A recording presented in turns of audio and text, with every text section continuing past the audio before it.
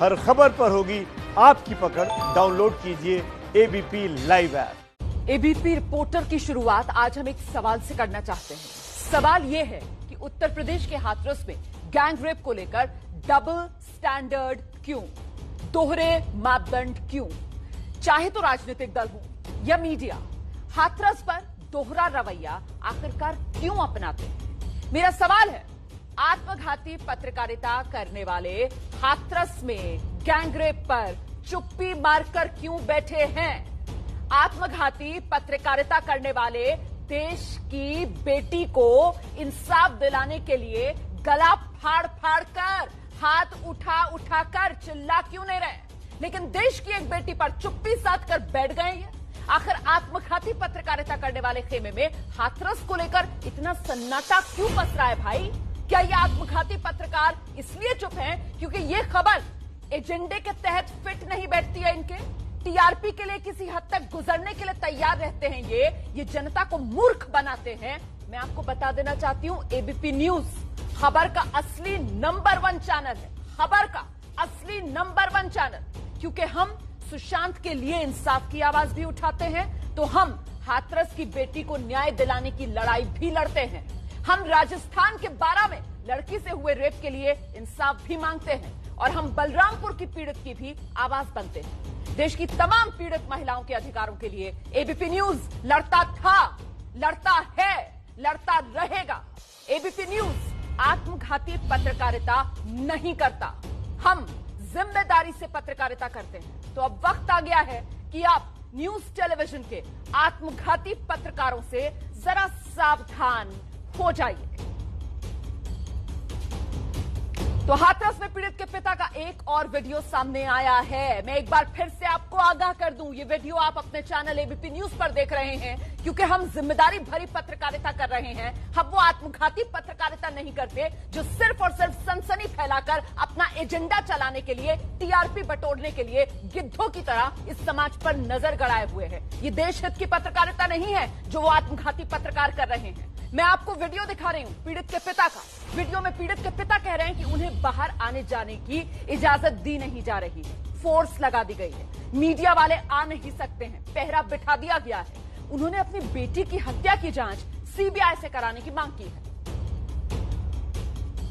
तो अभी आप कहाँ हैं इस समय? अभी मैं घर में हूँ। और आप बाहर आ जा सकते हैं? कैसी क्या परिस्थिति है? ना घर में नहीं, क्या कहते बाहर लेकर नहीं ना है, पुलिस वाले आगे पीछे लगी हुई है। क्या बोल रहे हैं वो आपसे? बोले किसी से मिलने ना दे रहे। मीडिया वाले आ सकते हैं क्या घर में? ना मना कर दीजिए, मीडिया वाले बिल्कुल मत जाओ। आपकी आवाज को दबाया जा रहा है? हाँ, मेरी आवाज को दबाया जा रहा है। अभी आपको कैसा लग रहा है?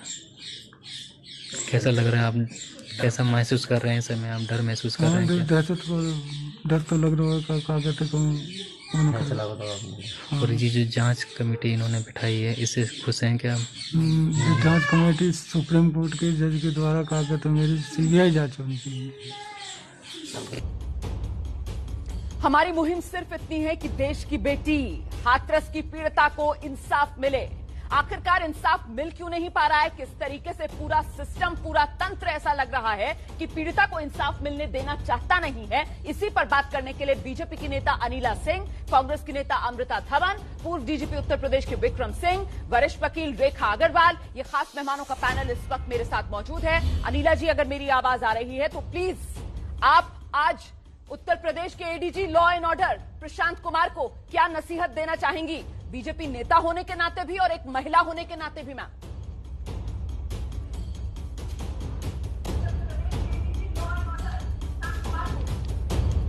नहीं, अनिला जी से मेरा संपर्क नहीं हो पा रहा है। मुझे लगता है विक्रम सिंह जी को आना चाहिए यहां पर। विक्रम सिंह जी पुलिस के बड़े अफसर हैं, Prashant Kumar ADG law and order, और खुद ही कानून जानते नहीं हैं।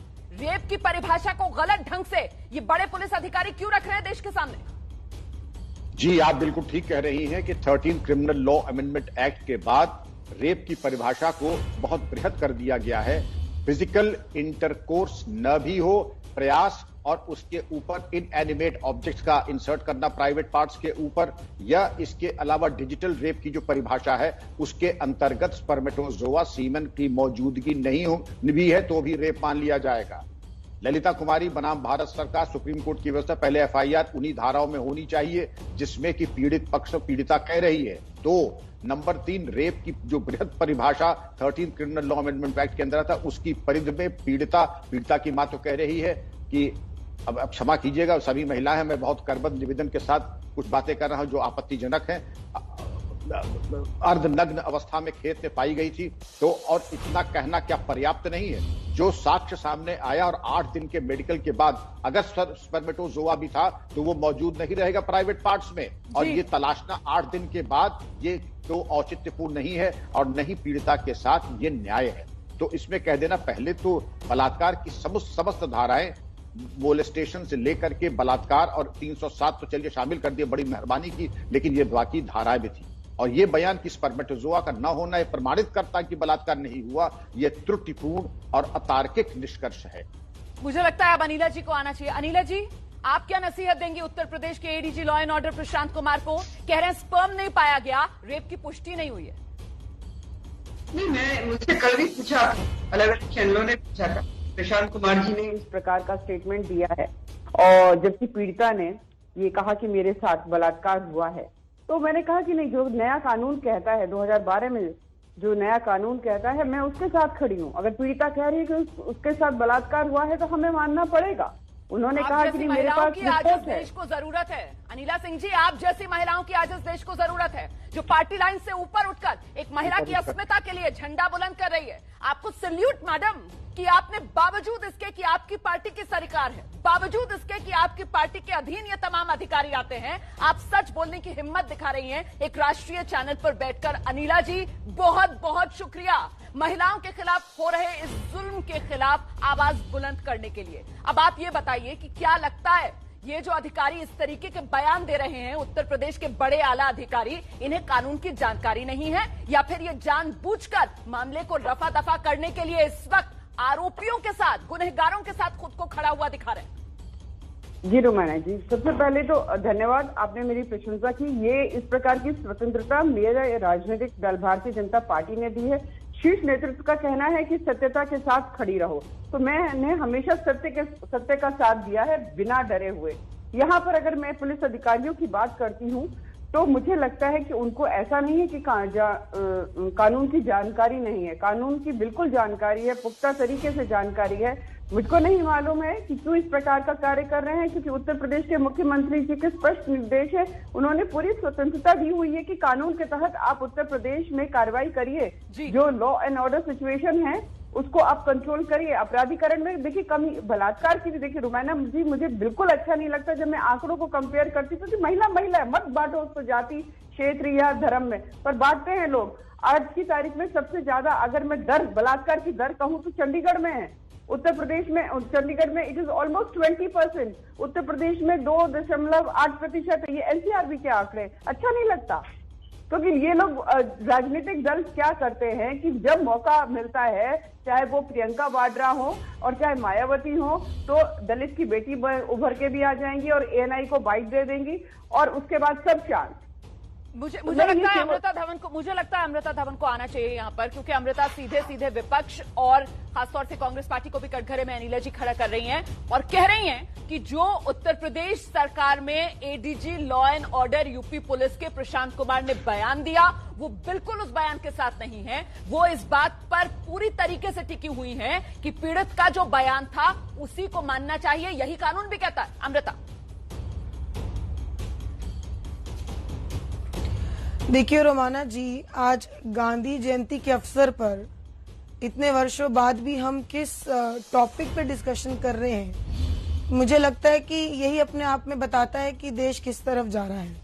अनिला जी ने साथ खड़े होकर महिलाओं की आवाज को बुलंद किया, उनका बहुत बहुत धन्यवाद।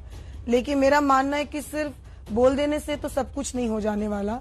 अगर आपके एक्शंस और आपके शब्दावली अलग है तो मैं मानती हूँ कि फिर कथनी और करनी का अंतर भी इसी कहा जाता है। लेकिन मैं आज ये जरूर कहना चाहूंगी, जो महात्मा गांधी ने अपने शब्दों में कहा था कि अगर मुझे स्त्री के रूप में पैदा होना होता तो मैं पुरुषों के द्वारा किए हुए हर अन्याय का विरोध करता हूँ। तो मेरा ये मानना है कि जिस तरीके से हाथरस की बेटी के साथ हुआ, बलरामपुर में हुआ, आजमगढ़ में हुआ, हर तरह से यूपी जो है वो बलात्कार गढ़ बन चुका है। और देखिए, डेफिनेटली किसी भी रेप को दूसरे रेप से कंपैरिजन तो कर ही नहीं सकते। एक मिनट, जब किसी का चीरहरण होता है यहाँ पर दिखा तो रही हूं, वो दर्द बराबर होता है। लेकिन मेरा कार्यकर्ता जब प्रदर्शन कर रहे थे उनमें अमृता भी थी। ये बराबर में जो आप तस्वीर देख रहे हैं वो हम धुंधली कर आपको दिखा रहे हैं, क्योंकि यहाँ पर आरोप ये, और वहां पर कैमरे भी मौजूद थे, एबीपी न्यूज के कैमरे भी मौजूद थे, हमारे रिपोर्टर्स भी मौजूद थे। जिस तरीके से पुलिस ने वहां पर खींचा, बल प्रयोग करके इन कार्यकर्ताओं को धकेला, उसमें आप देख सकते हैं अमृता के कपड़े फट गए, पीछे से अमृता का कुर्ता पूरी तरीके से फटा हुआ है। वो तस्वीर भी हम यहां पर दिखा रहे हैं आपको। अमृता, आपने भी कल इस पीड़ा को झेला है, भले ही उसका एक बहुत छोटा दर्द, लेकिन कल आपने भी वो सहा। क्या महसूस होता है जब इस तरीके से भरी भीड़ के सामने यूं कपड़े फट जाएं? लेकिन जो बात यहां पर अनिला सिंह कह रही हैं, और आपने जो बात कही है कि एक्शन और शब्दावली में फर्क, तो एक्शन और शब्दावली में फर्क यही तो अनिला सिंह कह रही है कांग्रेस पार्टी की भी है। कांग्रेस पार्टी को हाथरस, बलरामपुर, आजमगढ़ दिखता है, लेकिन अगर वाकई में महिलाओं की अस्मिता के लिए, महिलाओं की सुरक्षा के लिए लड़ाई लड़नी है, तो फिर कांग्रेस को राजस्थान क्यों नहीं दिखता, बारा क्यों नहीं दिखता, वहां पर चुप्पी क्यों? महिलाओं की सुरक्षा के लिए तो फिर एक बड़ा नजरिया चाहिए ना अमृता? नहीं, बिल्कुल बड़ा नजरिया चाहिए रोमाना जी। और मैं मानती हूँ कि ये दो अंतर हैं इन चीजों में, एक सामाजिक अंतर और एक राजनीतिक अंतर। एक कोई दुष्कर्म हुआ, समाज के लोगों ने किया, सामूहिक बलात्कार किया, बेटी को तार तार कर दिया, उसकी अस्मिता को खत्म कर दिया। और एक कि राजनीतिक लोग उन बलात्कारियों का संरक्षण कर रहे हैं। जो यूपी में हो रहा है वो देश में कहीं नहीं हो रहा है। वहां पे खुद मुख्यमंत्री के इंस्ट्रक्शंस के बाद रातों रात बेटी को जला दिया जाता है, बिना माँ बाप की कंसेंट से, बिना उनकी प्रेजेंस से। वो क्या मांग रहे थे? वो यही कह रहे थे ना कि मैं हिंदू धर्म की विधिवत तरीके से आखिरी संस्कार करना चाहती हूँ। वो रोती और बिलखती माँ के आंसू क्या किसी को दिखते नहीं है? और जो आपने मेरी तस्वीर दिखाई, मुझे I felt sick at that moment. और मुझे ये समझ नहीं आता, जब राहुल गांधी, प्रियंका गांधी के साथ आप फिजिकल असॉल्ट कर रहे हो, तो इन लोगों के लिए मैं क्या हूं? मैं तो कुछ भी नहीं हूं। मुझे 18 साल हो गए सार्वजनिक जीवन में, और जो अमृता धवन को जानता है वो ये बहुत अच्छे से जानता है कि वो लड़ती है लेकिन झुकती नहीं है जी। और जो कल हुआ, एक महिला कांस्टेबल और 200 पुलिस पुरुष खड़ी थी वहां पर, आप डंडे मार रहे हो। अगर आपने हमको डिस्पर्स करना है, आप फिजिकल फोर्स हमारे शरीर को ढकेलिए ना। आप किसी के कपड़े चीर देंगे क्या? वहां 200 लोग खड़े थे और मैं उनको बोल रही हूँ, उस पुलिसकर्मी को, कि आप मेरे कपड़े फाड़ देंगे, और यहाँ इतने लोग खड़े हैं। And the blink of eye she just tore my clothes. और ये सिर्फ अकेले मेरी की बात नहीं है, जो मेरे साथ हुआ वो इस कड़ी से जुड़ता है कि यूपी में रोज क्या हो रहा है। ये लड़ाई सिर्फ मेरी नहीं है, ये यूपी में आपके साथ जो हुआ है, और ये तस्वीर में दर्शकों को बताना चाहती हूँ, वो हम इसलिए दिखा रहे हैं क्योंकि इससे कहीं ना कहीं ये जो पूरे सिस्टम की संवेदनहीनता है ना, वो उजागर होती है। महिलाओं के लिए जरा सा भी सम्मान इस सिस्टम के मन में है नहीं, इसीलिए ये तस्वीर देखना आपके लिए जरूरी हो जाता है। और देखिए, रेप कहीं भी हो, किसी भी राज्य में हो, किसी भी सरकार के दौर में हो, रेप होता है। लेकिन फिर भी हाथरस वाले मामले को लेकर सवाल कई, क्योंकि यहां पर न सिर्फ जिंदा बेटी के साथ रेप, बल्कि कहीं ना कहीं मरने के बाद जिस तरीके से परिवार से अंतिम संस्कार तक का अधिकार छीन लिया गया, जिस तरीके से रात के अंधेरे में बेटी को चुपचाप जला दिया गया, और जिस तरीके से अब रेप के बाद बड़े अधिकारी उत्तर प्रदेश पुलिस के सामने आ रहे हैं और कानून का मजाक बना रहे हैं, पीड़िता का मजाक बना रहे हैं, कह रहे हैं नहीं, स्पर्म नहीं मिला, रेप की पुष्टि नहीं हुई।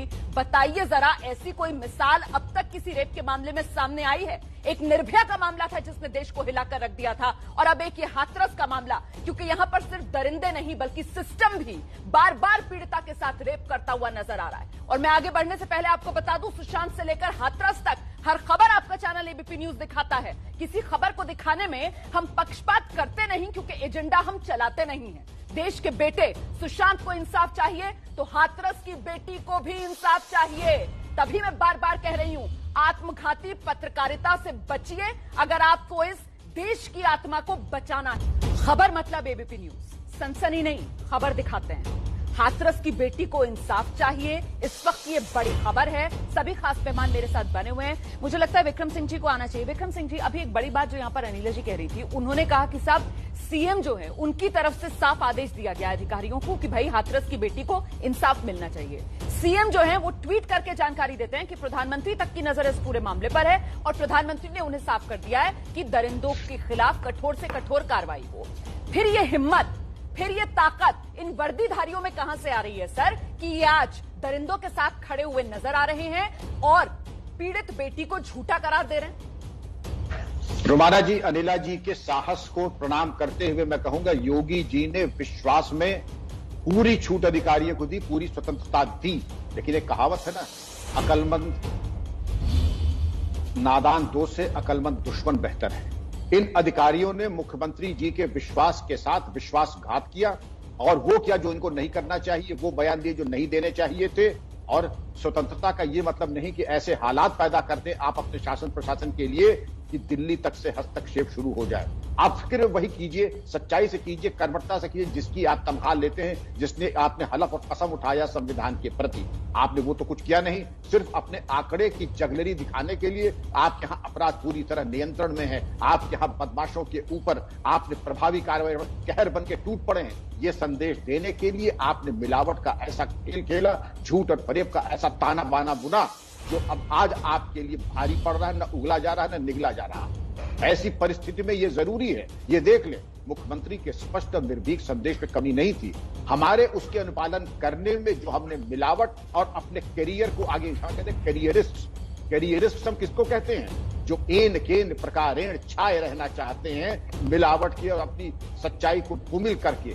और यही सारा प्रयास कर दो। एक लाइन में अगर आप कहें रोमाना जी, अपराध को कम करके गैंग रेप ऐसे घिनौने अपराध को पर्दे के पीछे तो मतलब आप ये कह रहे हैं कि ये वर्दीधारियों की जो महत्वाकांक्षा है और वर्दीधारियों को ये जो एक तरीके से विश्वास में लेकर खुली छूट मुख्यमंत्री की तरफ से दी गई, वही इस वक्त मुख्यमंत्री के लिए राजनीतिक तौर पर मुश्किल खड़ी करती हुई नजर आ रही है। ऐसे में बड़ा सवाल ये कि ये जो गुनाह की भरपाई है और ये जो गुनाह इन वर्दीधारियों ने किया है, इन अधिकारियों ने किया है कि पहले तो संवेदनहीनता दिखाई, रात के अंधेरे में बिना परिवार की रजामंदी के उस बच्ची की चिता जला दी, आग लगा दी, परिवार रोता रहा, गिड़गिड़ाता रहा और उसके बाद देखिए कल आकर कैसे उस लड़की को झूठा साबित कर रहे हैं, कह रहे हैं रेप ही नहीं हुआ। इस गुनाह की भरपाई कैसे होगी? इन वर्दीधारियों के खिलाफ क्या मिसाली कार्रवाई करें योगी आदित्यनाथ कि संदेश लाउड एंड क्लियर जाए कि बेटियां सुरक्षित हैं? छोटा सा ब्रेक, फौरन लौट रहे हैं। एबीपी न्यूज आपको रखे आगे।